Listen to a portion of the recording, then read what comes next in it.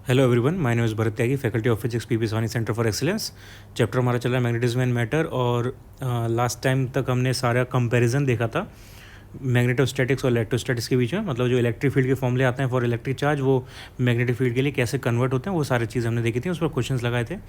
इसके बाद हमारे पास नेक्स्ट ये कम्प्लीटली न्यू टॉपिक है angular S H M. Angular S H M यानी सिंपल हार्मोनिक मोशन। सो एक मैग्नेट का सिंपल हार्मोनिक मोशन के बारे में हम क्या निकाल सकते हैं, उसका टाइम पीरियड क्या होगा, फ्रिक्वेंसी क्या होगी, एंगुलर फ्रिक्वेंसी क्या होगी, ये सारी चीज़ें हमें देखनी है। ओके, तो इसके लिए हमारे पास एक अरेंजमेंट है, जैसे ये दिखाया है मैंने। यहाँ पे ये एक फिक्स्ड सीलिंग है, कोई फिक्स्ड सीलिंग है, फिक्स्ड पॉइंट हमारे पास। इससे ये स्ट्रिंग कनेक्टेड है और स्ट्रिंग से ये बार मैग्नेट कनेक्टेड है। स्ट्रिंग से ये बार मैग्नेट कनेक्टेड है। अब बार मैग्नेट को ऐसे अरेंज किया हुआ है ताकि उसका साउथ पोल नॉर्थ पोल इस डायरेक्शन में हो, उसकी मैग्नेटिक डायपोल मूवमेंट की डायरेक्शन ये आ रही हो, और ये एक already existing uniform magnetic field के साथ थीटा एंगल पर हो। ऐसे हमने इसको अरेंज किया हुआ है। अब क्योंकि मैग्नेटिक फील्ड टॉर्क लगाती है मैग्नेट पर, अगर वो किसी एंगल पर है मैग्नेट, तो ऑब्वियसली मैं एम और बी के बीच के एंगल की बात कर रहा हूँ, तो मैं पूरा कंप्लीट बार बार नहीं बोलूँगा। एंगल का मतलब हमें समझ जाना है कि वो एम और बी के बीच का एंगल है। सो अगर मैग्नेट किसी एंगल पर है मैग्नेटिक फील्ड के साथ, तो मैग्नेटिक फील्ड उस मैग्नेट पर टॉर्क लगाएगी। सो ये मैग्नेट पर टॉर्क लगेगा, ये मैग्नेट इधर मूव करेगी, टॉर्क इस डायरेक्शन में इसको मूव कराएगा, और इसमें इसकी वजह से एक रोटेशन स्टार्ट हो जाएगा, एक एंगुलर मोशन स्टार्ट हो जाएगा।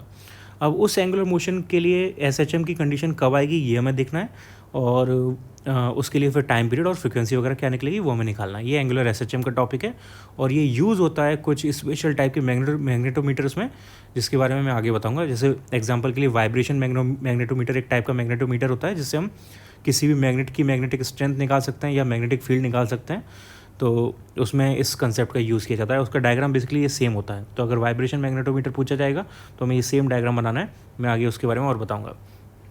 ओके, सो इसका वर्किंग कैसे है। तो पहली बात तो ये कि एंगुलर एस एच एम यानी एस एच एम कब होगा। अगर हम इसे किसी भी एंगल पर रखें तो ये रोटेट तो करेगा, लेकिन उसमें एस एच एम की कंडीशन कब आएगी वो हमें देखना है। तो एस एच एम की कंडीशन के बारे में एक चीज़ तो आपको अभी तक के सिलेबस से पता चल गई होगी कि एस एच एम सिर्फ तब होता है जब बहुत छोटा सा डिस्प्लेसमेंट हो, डिस्प्लेसमेंट बहुत छोटा हो। और यहाँ पे डिस्प्लेसमेंट है एंगुलर फॉर्म का, यानी एंगुलर डिस्प्लेसमेंट यानी एंगल। तो जब एंगुलर डिस्प्लेसमेंट बहुत छोटा होगा तब वहाँ पर एस एच एम होगा, और उसको हम मैथमेटिकली यहाँ पे प्रूव भी करेंगे। लेकिन हमें लॉजिकली वो पहले से पता है, तो हम उसको ऐसे ही लिख देते हैं पहले। There will be S H M, there will be S H M. ये हमें प्री नोन नहीं है इन दिस डेरिवेशन, हम इसे वैसे ही जनरली जानते हैं इस फैक्ट को, इसलिए हम यहाँ पे लिख रहे हैं इसे। इस डेरिवेशन में ये चीज़ आगे जाके प्रूव होगी कि एस एच एम हो रहा है। एस एच एम की जो कंडीशन होती है वो आएगी मैथमेटिकली। सो हमें ऑलरेडी नोन है, इसलिए मैं यहाँ पे लिख रहा हूँ there will be S H M when angular displacement theta is very small, full stop. Okay, so अगर थीटा स्मॉल है, सो उसके बारे में हम जानते हैं कि sine theta will be equals to theta almost, अगर theta is very small. Okay, ये मैथमेटिकल फैक्ट हमें पता है। अब ये जो स्ट्रिंग है, ये इसमें इसके मूव करने की वजह से जब इस पर टॉर्क लगेगा, स्ट्रिंग जो है वो बैंड वो रोटेट होगी, और रोटेट होने की वजह से वो टाइट होगी, और टाइट होने की वजह से स्ट्रिंग में टॉर्जन क्रिएट होता है। टॉर्जन का मतलब है कि वो स्प्रिंग की तरह उसमें एक फ्लेक्सिबिलिटी आती है जो उसे वापस अपनी ओरिजिनल पोजीशन पे लाने की कोशिश करती है। सो जो स्ट्रिंग है वो मुड़ेगी, और मुड़ने की वजह से वो वहाँ पर एक फोर्स जनरेट होगा, रीस्टोरिंग फोर्स, जो उसे वापस अपनी ओरिजिनल पोजीशन में लाने की कोशिश करेगा।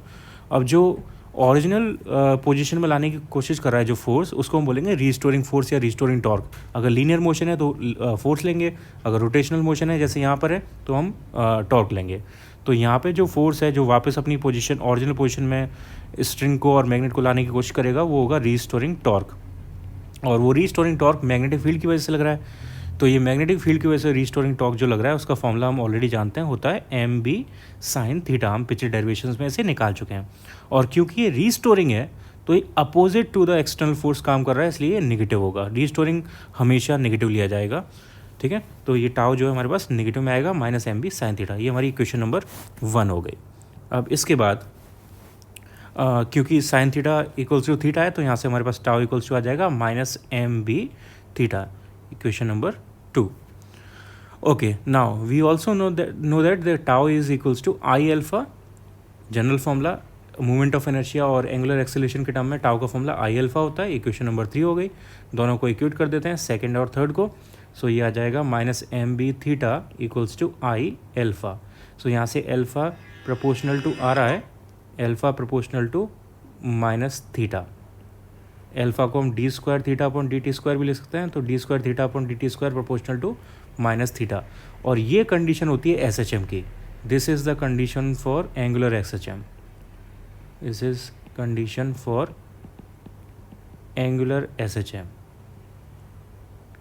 Angular S H M. Hence ये प्रूव हो गया इस पॉइंट से कि यहाँ पे एस एच एम हो रहा है. ये हमने प्रूव कर लिया. ओके, अब नेक्स्ट, अब इस एस एच एम को प्रूव करने के बाद अब यहाँ पर निकालते हैं कि एंगुलर फ्रिक्वेंसी और टाइम पीरियड वगैरह क्या होना चाहिए. तो उसके लिए हमारे पास रिलेशन होता है D square theta upon D T square equals to minus omega square theta. ये इक्वेशन नंबर 4. अब इसको कंपेयर करते हैं हम इक्वेशन नंबर 3 से.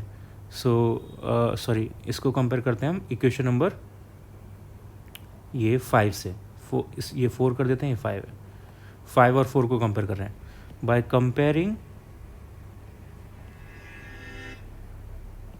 Comparing equations 4 and 5 we will get what, omega square equals to हमारे पास आएगा यहाँ से M B upon I. Omega square equals to आएगा M B upon I. Hence omega equals to हो जाएगा under root M B divide by I. और omega का फॉर्मूला होता है 2 pi divide by capital T. Hence T equals to आ जाएगा 2 pi under root I upon M B. और frequency inverse होती है टाइम पीरियड के, तो फ्रिक्वेंसी का फॉर्मूला आ जाएगा 1/2 pi under root M B divided by I. तो ये हमारे पास पूरे एस एच एम की सारी फॉर्मूले आ जाएंगे. ये इक्वेशन नंबर 6, इक्वेशन नंबर 7.